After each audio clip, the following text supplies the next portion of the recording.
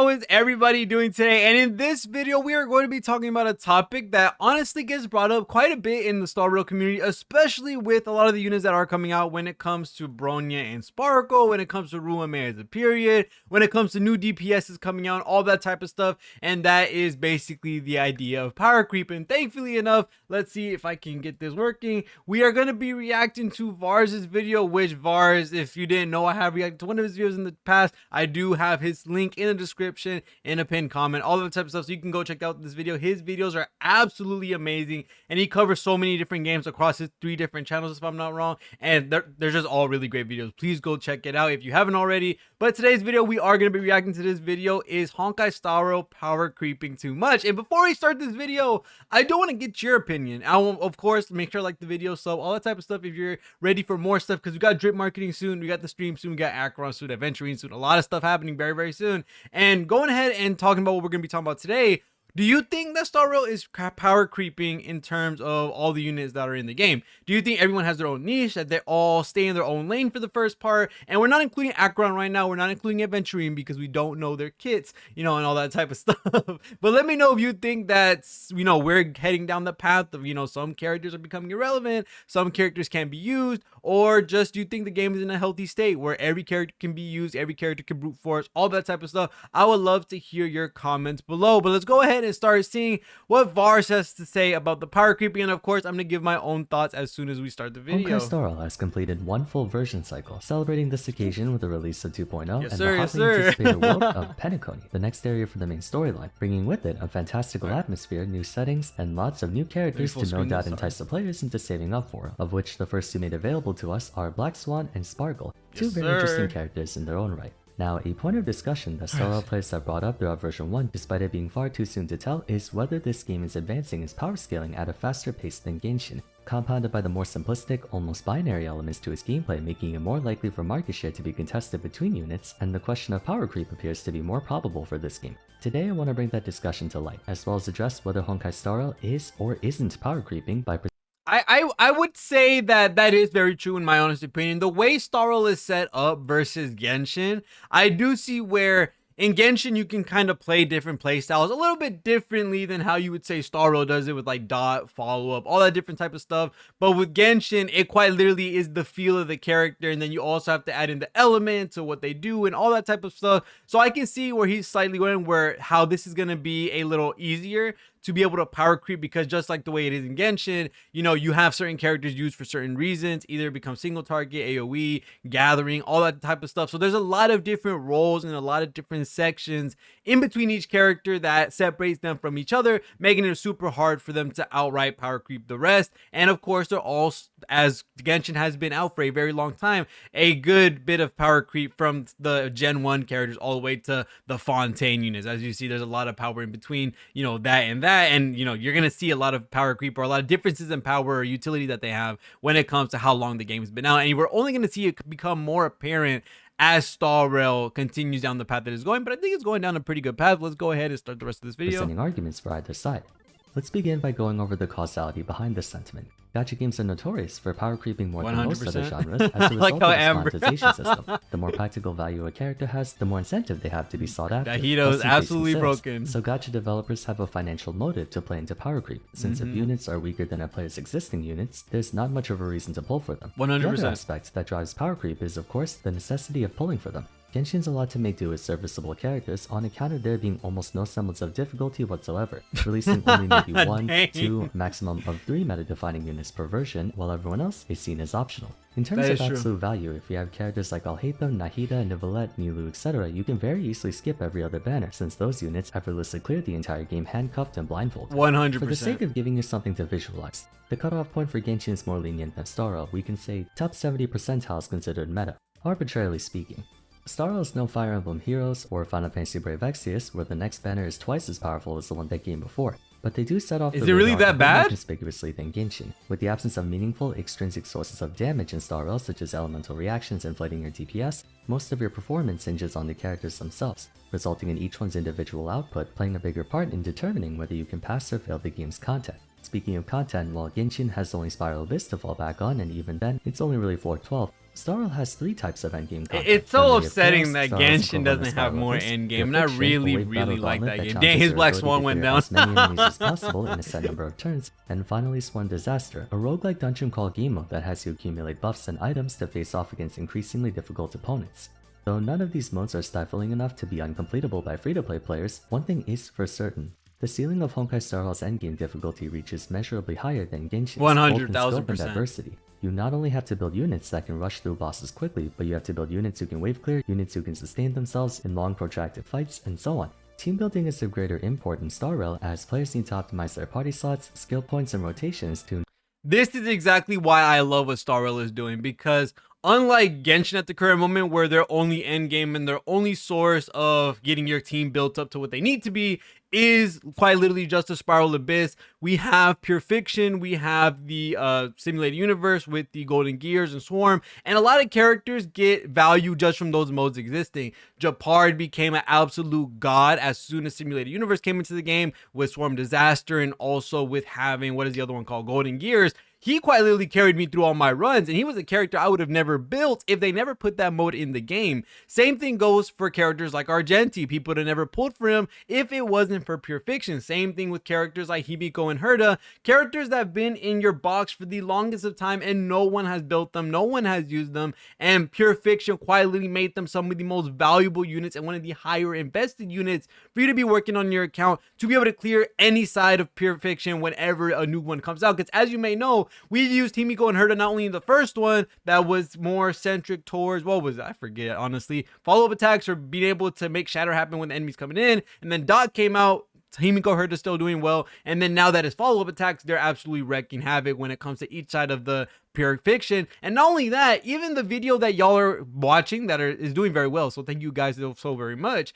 is the Clara video. And that Clara video made people build out their Clara and then absolutely destroyed that second side to not MOC, but Pure Fiction, because of how great she synergizes with not only that buff, but with the endless amount of units coming out and advance forward and hitting you, with Clara getting all those hits, and now you're hitting with those follow-up attacks, you know, blasting one by one by one by one, and they're all going down, not having to worry about Clara's speed, Clara's anything. You just have to worry about, is she doing the damage, and what buffs can I give her that have long-lasting effects to affect her follow-up attack. Then Clara is an absolute monster, and a lot of y'all built her and absolutely destroyed Pure Fiction with it. So that's why I really love what Star Rail is doing with the characters, that is not always a straight line in terms of units being great or not. Is not always starting from the bottom and then working its way up. It gradually spikes up and down, and because that's when older units get better, new units are still really good, units in the middle may have their uses or not, but everyone has a time to shine eventually, and we never know if another mode comes out and even more units get buffed out, and when other teammates come out in the future that require older units that no one summoned on, no one used, no one built, that makes it even better. So I just really like what they're doing so far with Star Rail and how they're gradually making a lot of people's accounts worth more or have more value based on the modes that come out. So that's really good. I know that was a long tangent, my bad. Let's get back to the video. Ensure a comfortable clear while paying attention to the changes in each endgame area, since brute force isn't as viable of a strategy compared to Genshin. Naturally, players are more inclined to keep tabs Unless on you're new Jing characters Liu and and what they have to offer Donho. that are conducive to a more efficient clear, because the game itself demands it. The first units released in a gacha determine the relative benchmark of power scaling, not necessarily the objective benchmark, but a reference point on where to start. In version 1.0, the first 2 event banners featured Seela and Jing Yuan, establishing the baseline of what to expect from a 5-star damage dealer. Shortly after, we were introduced to the couple supports. Silver That Wolf was the and god Lordshot tier doing banner. the same for their respective fields. That was a Notice, god however, tier that set of every banners. first character of their type was conclusively the best in that field, or damn near close to it. But Lordshot yeah. is magnitudes more effective than Bailu or Natasha. Seela made Yanqing and Dan Heng look like 3 stars in comparison. Jing Yuan crushed Himiko, Serval, and Herta in performance. 1000%. Silver Wolf doesn't really count, as she was the first of her kind, unless you want to compare her to Well, to which I personally wouldn't. Continuing on, we were given Kafka, the centerpiece of any team specializing in damage over time, then Blade, who is easily the best destruction unit Yeah! at the time it came out, My boy which didn't Blade. last very long. Typically, Hey, chill out with the Jing Liu and Donho. Let Blade have his time for a second. But that is true. back to back, especially from 1.0 to 1.2 Star Rail, you were getting back to back non-stop banger after banger units, because you had Sele, how absolutely broken she was with her turn stealing. Jing Yuan, he was really good at the time, especially during the MOCs where they gave new skill points, gave advanced forward to a destruction or hunt unit, or erudition or hunt unit, my bad. And he was actually wrecking havoc. He was doing some numbers for sure. And then the next thing going with Luocha and Silver Wolf, those were god tier banners. You had Silver Wolf being to implant any weakness so that Jing Yuan could be used on any stage, Sela could be used on any stage, any DPS you personally like could be used on any stage no matter what. And then you had Luocha, who made your team literally not die. You had invincibility with Luocha on the team. For what at the time, those units did not hit as hard, that Luocha would just be giving you free heals and you would just never die. You could have him on auto, and he was the free auto mode for your account. And then Blade and Kafka came out, which you know me, I love my Blade. And then Kafka is just Kafka. She's busted as heck as is for the dot team, but let's go ahead and keep going. First year Silva Gacha service prioritizes rounding out all the different classes, and while Star Rail certainly did that, their method of approach was pretty cavalier, frankly speaking. They did follow suit by introducing a tank option for players, healing option, buffer, debuffer, damage dealer, but what they also did was make each of those options significantly better than what was available at the time. A nice gesture, mind you, but they progressed very quickly. Around 1.3 is when I would say comments pertaining to power creep began to surface. Yes, Fushan's sir. release was a tempestuous one. The tank with persistent cover, self-sustenance, party healing, and even some No one believed me in version 1.3. You can go all the way back and see how much flack I got for trying to say Fushun was going to be better than Luocha. And no one believed me. No one thought that the damage mitigation and the damage redistribution was as viable or as valuable as Luocha's off-field healing. And no one wanted to hear that, bro. I was like, what do y'all mean? Just give me free crit too. buffs made her look extremely overloaded. Then came Lunae Danheng, who was Dan even stronger Heng. than Blade. The Then in definition version of 4, we power had Jing creep. Yuan, who was essentially Lunae Danheng, but easier to play and use. Then True. in 1.5 we had Argenti, the strongest erudition unit to date, and then Huohua, who alongside providing no shortage of healing, can passively dispel, boost your DPS, Yes, sir. and battery your entire team, making a Ho by far one of the better units in the game for sure. She is so great offensively, and with the power that we have now, Ho on the team just makes that team get like crazy buffs with the energy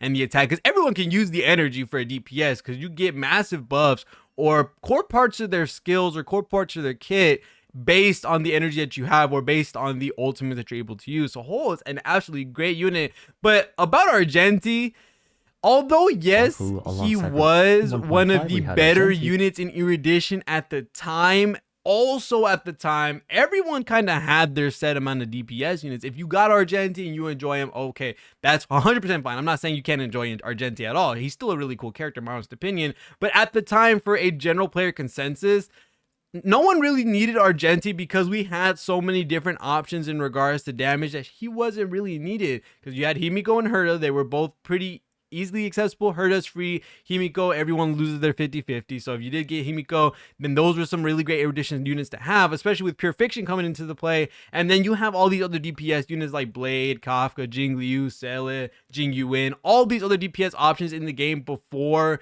Argenti, that it kind of didn't make sense to go ahead and go for this guy when you already have 2 DPSs, 3 DPSs, even 4 DPSs for the different sides of MOC that you would be going through. And then lastly, you also have Clara, who kind of shares the same exact thing as Argenti. She can hit all of the way with her skill. She's able to hit everyone that hits her, which is very easy if you have linked or use her ultimate. You get a lot of stuff done when it comes to having Clara on the team. So at the time, Argenti was very strong for an erudition unit, but was he absolutely needed to the point where people would summon on him for the sake of power creep? No, I would not say so. I think for the most part, I know he's not trying to argue that point, but I'm just saying that for what Argenti's value was at the time, a lot of people just ended up skipping him regardless because there was just so many different units that filled his role no matter what. the strongest erudition unit to date, and then Huohua, who alongside The providing GOAT. no shortage of healing can pass The GOAT. boost your DPS, and battery your entire team, making a solid case for her outstripping Luocha as a healer. 1.6 took things a step further by 100%. introducing Dr. Ratio, outclassing Sela in single target combat. Although you'd be hard pressed to call Sela a single target specialist, as I find her being more of an erudition unit at this point with the sleeping. That ability. is true. Back on topic, though, I've always the first said it. widely accessible Harmony Broken. character, and what a character she is. Up until that point, many consider Bronya to be the best support in the game by leaps and bounds, and potentially even the best character in the game. Renmei became the first character to challenge that position, sir. something no one else has come close to doing outside 100%. of Imbibitor Lunae. Version 2.0's first entrants, Black Swan and Sparkle, add to this conjecture by pressing the support ceiling to new heights and lengths. Though she's in a very niche category, Black Swan has heavily amplified the capabilities of dot teams, pushing Kafka on the same level of strength as the game's best characters when even on her own she already made for a solid rogue strategy. In addition, Swan basically has Star Wars' equivalent of Genshin's Virtus Inventor 4-piece bonus with her E1, like almost an exact that actually makes it. Oh, her E1, dude. Okay, listen, her E1 is actually busted. Like, I don't know how many of y'all actually got her E1, but with a lot of units that are coming to the game, her E1 quite literally makes a world of a difference, reducing res for almost everything in the game that's not quantum and imaginary and ice. That is absolutely busted, especially for dot teams. This is a humongous eidolon to have, and I cannot wait to try this with a certain someone in the future, which we will be showcasing as well, because that's gonna be absolutely nasty with that lightning res reduced by 25%. Sparkle's what compelled me to make this video in the first place, actually. Remember when I said that Bronya was in contention for the best character in the game? The reason for that is her sheer amplification and, up until now, unique function. She can increase the damage dealt from an ally by staggering 66%, increase the attack of her entire team by 55%, and crit damage equal to 16% of her own, plus a flat 20%, which, when decently built, is around the ballpark of 50% total crit damage. While those buffs are indeed impressive, it's her turn refresh that cements her as the best cleanse support, is actually her super own strong to too. give another party member the chance to act again, allowing for a myriad of options, from effectively doubling the DPS of your carry to saving your team from certain death by having the tank or healer act before the enemy unleashes a massive attack, to squeezing out that last bit of energy a teammate needs so you can unleash a massive combo. The amount of use cases for a turn refresh is too numerous to mention. 100%. That's what makes it so powerful. While inevitably Bronya was going to be succeeded by someone down the line, I wasn't expecting it to happen so soon. Sparkle has a similar property where she gives bonus crit damage based on a portion of her own plus a flat amount.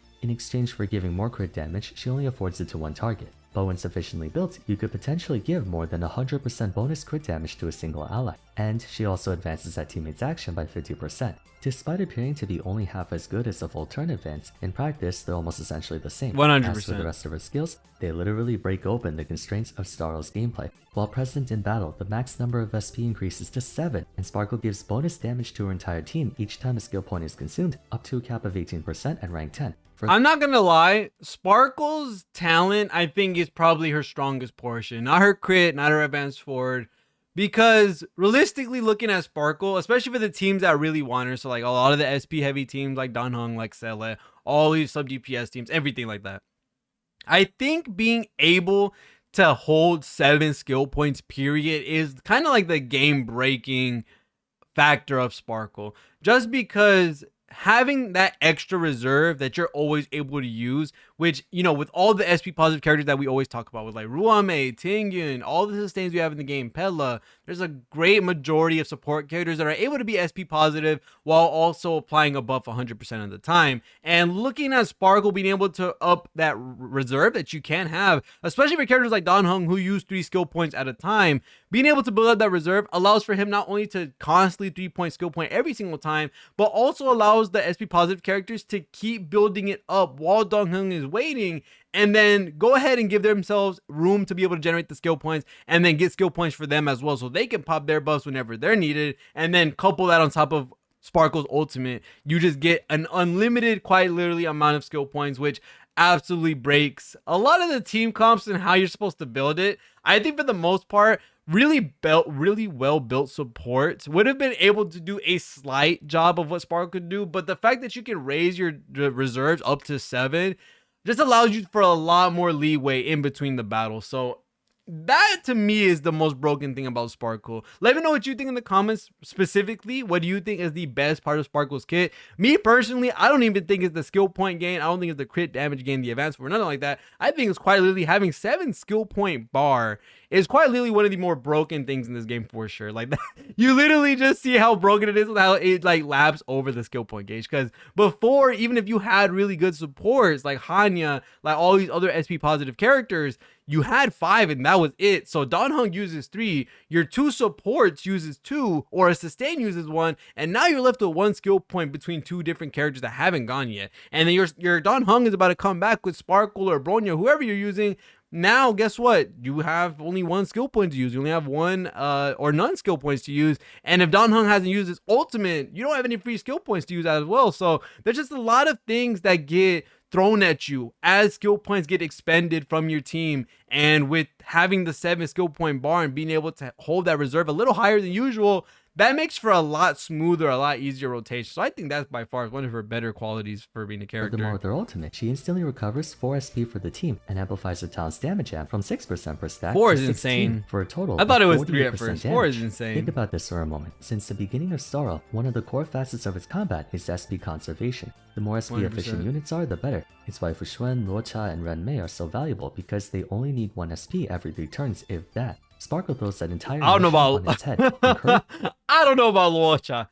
Me personally, Luocha just spends 0 SP. I think he's an omega skill point positive character. If we've listed characters in a tier for SP generation, I would literally put like Hanya right below and then have a tier by itself, empty, and then Luocha. Luocha is just SP positive. He literally never uses one. You have to get hit so hard for Luocha to have to manually heal you because his auto heal is nasty, and then also his field heal, if you have it built correctly, heals way too much on specific teams and you will like basically never die.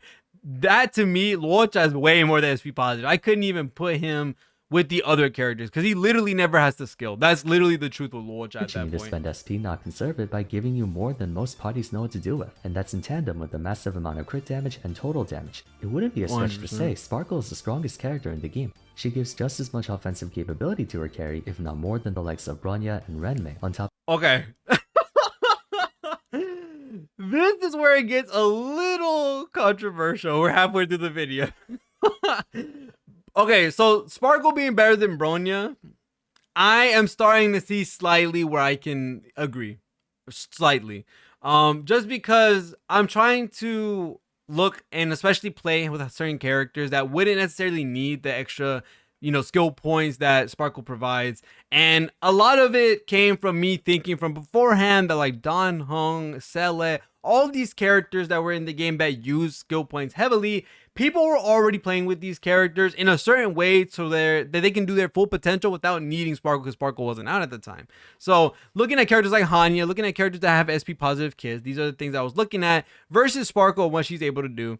Looking at Sparkle as a whole, with her 7 skill point bar, with 4 skill points on ult, with the crit damage, being able to go into follow-ups, I'm starting to come around to the fact that Bronya loses to Sparkle. I am now coming to the fact of that. But something I cannot agree with is Ruan-Mei being less than Sparkle. I think Ruan-Mei is still at the top. There's just so many factors that make me say this that I can't have Sparkle right there with Ruan-Mei. And it's because of the weakness break efficiency, it's because of the delay, it's because of the penetration, the enormous damage boost, the speed boost, the break boost, all these different things, including she's SP positive, that just make her absolutely insane. And it's the same thing I say every single time with her being on a team, that she quite literally makes the team feel so different just because the massive breaks that you can do, the delay, not having to worry for these characters to come back because they're gonna get delayed right back down anyway, taking another chunk of damage. I just see so much in Ruan-Mei and her being able to enable a bunch of different teams, not only making Dot absolutely broken, but making sub DPS teams viable and making hyper carries even more broken than they already were before she came out. I think Ruan-Mei is right there by herself, but seeing with Bronya and Sparkle how compared them to being the same side, or no, the same coin on different sides, that I'm starting to leave. I'm not gonna lie, I've been looking at Sparkle a little bit more in terms of how great she is, and I do start to feel the sentiment of a lot of people saying it, and I promise you I'm not being forced to say this in any way, shape, or form, but after using her with Blade and realizing that, yeah, unless you have E6 Bronya, I think that's the Eidolon, you're not really going to get the full benefit of Bronya's buff, which actually sucks for a lot of follow-up attack characters, and for the fact that Sparkle gives skill points and allows her buff to stay until the next turn. I think I will agree that Sparkle is better than Bronya. I'll agree with that. I won't put them on the same side anymore, but I don't think that they touch Ruan still. But I do agree that Sparkle is better than Bronya. That's something I will go ahead and take the L on in regards to my tier list taking, because I do think that Sparkle does beat out Bronya. Just because after trying her out with Blade, in my honest opinion, seeing that she gets to allow you to keep the crit damage afterwards is a very big buff to a lot of these different units. And everybody can use it because they can use their ultimate off turn and still keep the crit damage buff. Something they couldn't keep with Bronya unless you like did it a certain way. So I'm going to give it like that. Sparkle's better than Bronya, I would say. Better than Ruan Mei, I can't agree with right now. I think it's way too early to say that with the impact that Ruan Mei had on the game and how she makes teams feel for sure. Top of shattering the limitations imposed on you by increasing the max amount of SP you can work with and refilling your supply extremely easily. Unlike Genshin, whose characters are limited by cooldowns, Starl is limited by energy costs and skill points, of which the latter is alleviated by Sparkle.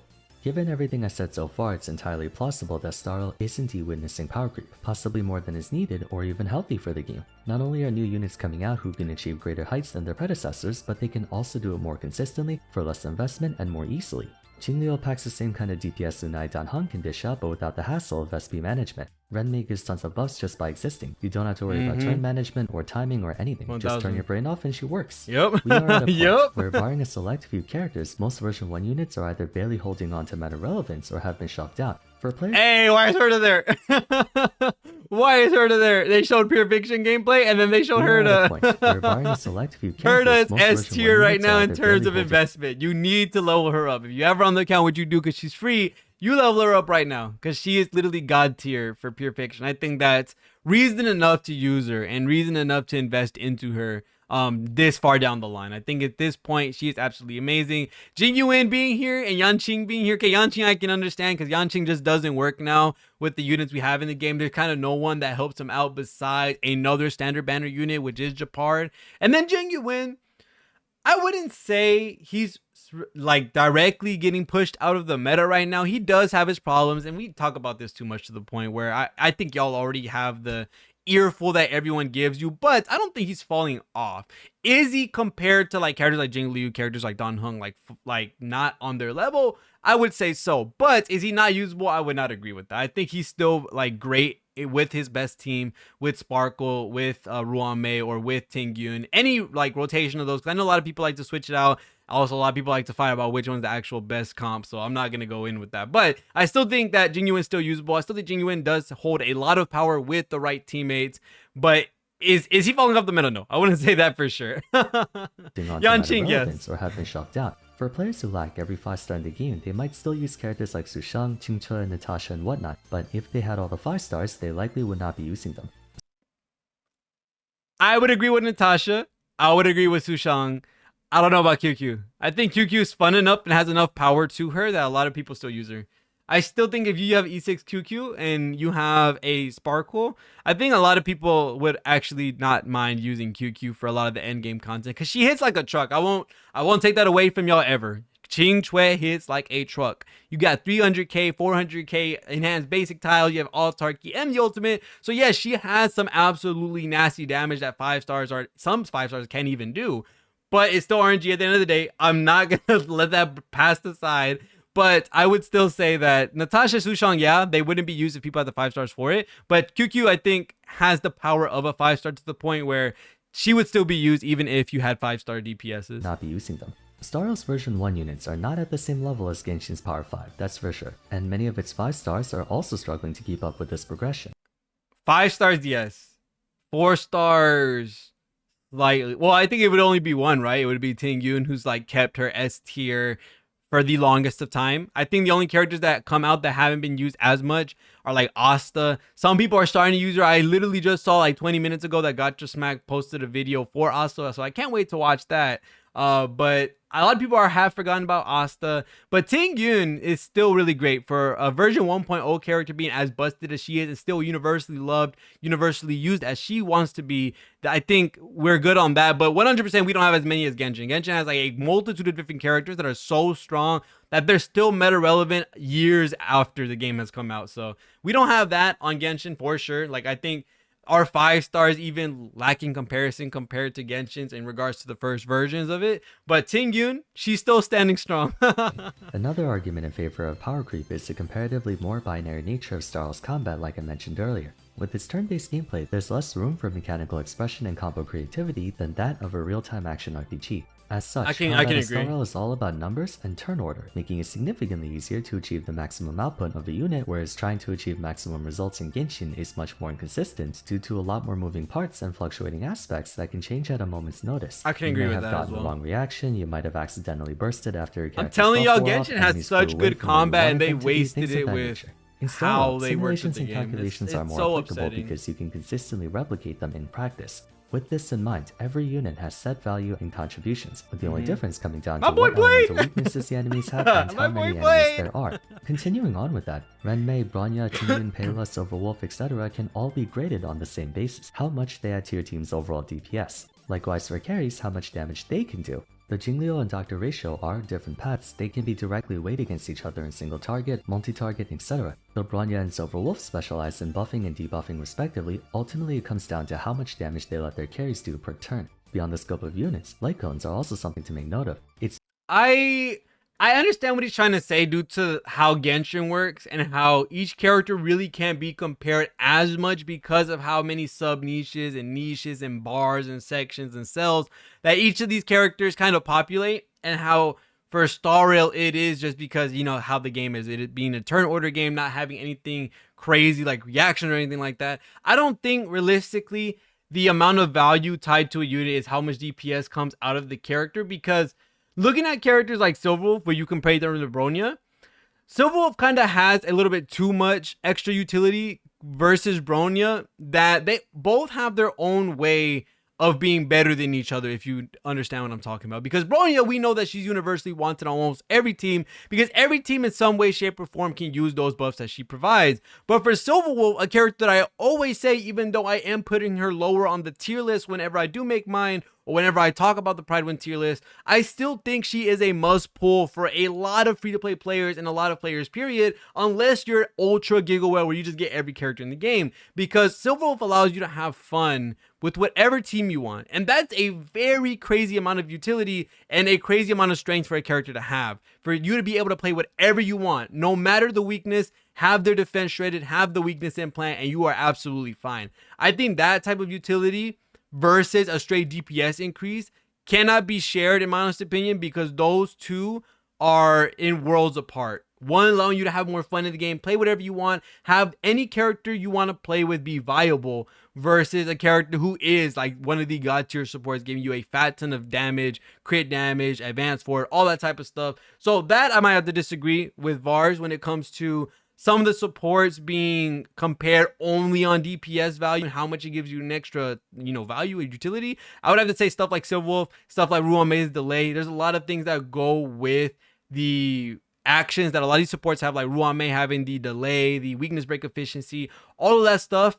being a lot more valuable than just a simple DPS increase. So that personally, I would not agree fully. I would have to say that a lot of these supports can be looked at differently. The same way I compared Bronya and Silverwolf, the way I compared Ruan Mei to the rest of the cast. I think a lot of these characters have a lot of different things in their kit, or a lot of things in their arsenal that change a great deal of amount of things for a bunch of different teams, depending on who you slot in and slot out. It's very apparent that light cones are growing in strength. Comparing early light cones to future ones, the difference is staggering. As a quick example, Bronya's signature weapon gives 10% energy and recovers 1 SP every other cast of the user's ultimate, on top of giving 30% more damage to the next ally when using your skill. Not too bad, until you look at Sparkles. It grants 32% crit damage to herself, which remember she can disperse among the rest of her team, and passively grants all allies 10% crit rate and 28% crit damage for basically the entirety of battle, thanks to a generous activation and maintenance cost. Personally, I would use another example. The other example I would give would be Bronya's versus Ruan Mei's. Ruan Mei gives you a 100% uptime, if I'm not wrong, damage buff, and gives you a skill point every turn she ults, because it gives her like a fat ton of break effect, and it basically guarantees Ruame to the point where she will be getting the break effect she needs to get that 1 skill point, and then you get energy at the end of the turn, if I'm not wrong, unless that's a trace from Ruame herself. But I think that's a better example of power creep. I don't think this one is way too crazy because it does give better crit ratio, making it a lot easier to build out your DPS when it comes to the relics, because we all know that's RNG based and that's annoying to build.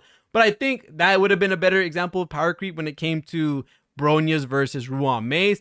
The other counter example that you could also give, you have Jing Yuan's, which is universally great on every erudition character, and then you have Argenti's, which is very hyper specific. So I think depending on how you look at it, I think it's balanced in a way, not in terms of path on path basis, but in terms of there's an equal amount of broken light cones to niche light cones that are also broken. I think this example is, I can see it in a way in terms of how a direct upgrade would be from Bronya to Sparkle, but having Bronya with Ruame, now that I would say is absolutely cracked out.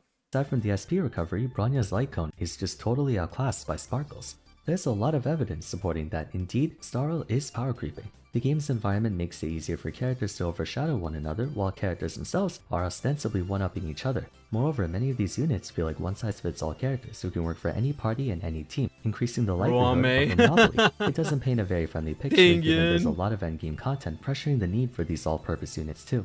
But what are some possible factors that suggest Starl isn't power creeping? For one, ironically, Sparkle.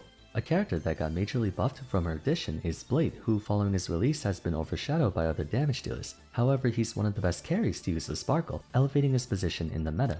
Not just her, but I made a video using this, and I absolutely agree. Sparkle makes Blade feel so much better in regards to all the damage he can off-put on turn and off turn due to the buff not expiring until Blade comes back, which is a very big thing and something I really like that Sparkle did for Blade. And as much as I love Blade, I am so glad that they did that for him. Like I said, Kafka's always been a decent unit, but her niche playstyle and need for a completely separate team to be built has, in my opinion, been holding her back, at least compared to more straightforward damage dealers. Black Swan has added more incentive to build the Kafka team, and the two Nihility mommies are a fine pair at that.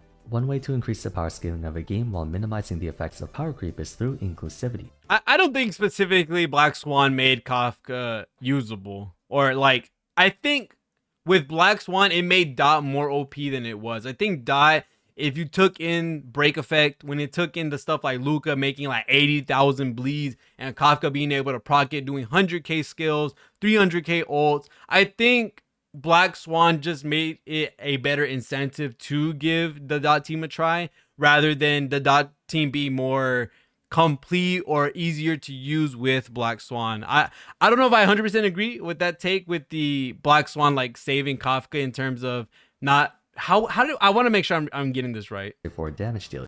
However, he's one of the best carries to use with Sparkle, elevating his position in the meta. Not just her, but also Black Swan. Like I said, Kafka's always been a decent unit, but her niche playstyle and need for a completely separate team to be built has, in my opinion, been holding her back, at least compared to more straightforward damage dealers. Black Swan has added more incentive to build the Kafka team, and the two Nihility mommies are a fine pair at that. One way to increase the power scaling of a game while minimizing the effects of power creep is through inclusivity. Power creep is defined as a situation where successive updates or expansions to a game introduce more powerful units. I should have let him talk because I think I agree more. Okay, I think I should let him talk. Leaving the older ones underpowered. It's that last part, leaving the older ones underpowered, that makes all the difference. It's true there are units who have lost a lot of market share, very quickly I might add.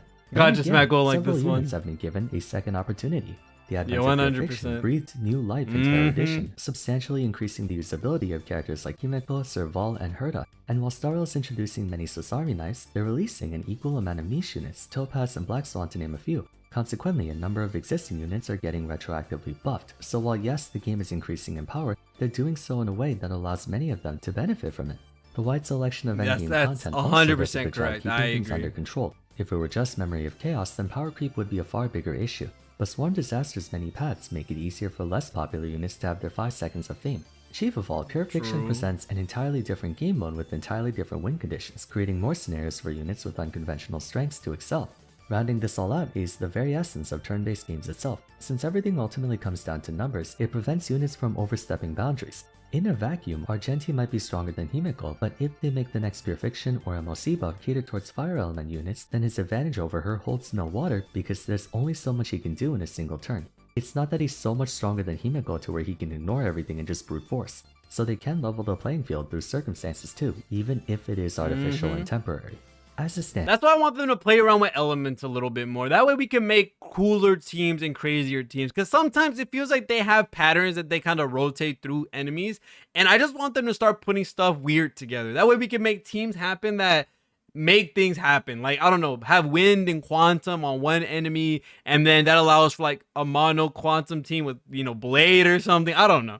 There's just stuff I want them to do when it comes to the enemy patterns or the different types of things that they do with these enemies to make other teams viable, because most of the time it's a set amount of elements on a enemy, and then that makes the teams kind of static. You have to run this team with these characters. I want it to be randomized elements or something where you can make some absolutely wild teams with these characters. That's what I want to see. Hence, my overall conclusion of the video's title is this: Star Rail is power creeping, undeniably faster than Genshin, but it's currently manageable. It is still within a reasonable speed to where older units can keep up. The difficulty of the game is still lenient enough for even average units to be viable, even if alternatives are more efficient. All the same, nothing there's said a more fine true. line. With how ambitious they're being with every new unit, if they're not careful, it could escalate out of control, so it would benefit them to be prudent and keep a close eye on every character they release in version 2. But what about you guys? Which side are you on? Do you think Star Rail is power creeping too fast for your comfort, or are you currently okay with how things are? That is Vars' video. Is Honkai Star Rail power creeping too much? And me personally, I think exactly what he said at the end is what I would say. That there's clearly units that are getting stronger than other units, but at the end of the day, especially with all you see being 0 cycles, 1 cycles, 2 cycles, all that type of stuff, you still have 10 cycles at the end of the day between both of your teams to complete MLC. There's a lot of units who are getting, I guess you could say, brought up in value with Pure Fiction, with Golden Gears, with Swarm Disaster, that no matter what, a lot of your characters that you enjoy, a lot of the characters that you love, probably get stronger as the game proceeds. And there might be even teammates that want your favorite character to be a part of that team, and that makes them in their value, in their strength, higher than they were before. So I think right now Honkai Star Rail is doing an absolutely amazing job in keeping power creep confined and not making it run out rampant where there's units that outright class out others. But right now, that's what I think. Let me know what you think in the comments below, if Honkai Star Rail is power creeping a little too much, or if it's perfect the way it is. Other than that, thank you guys so much for watching. See y'all in the next video, and peace.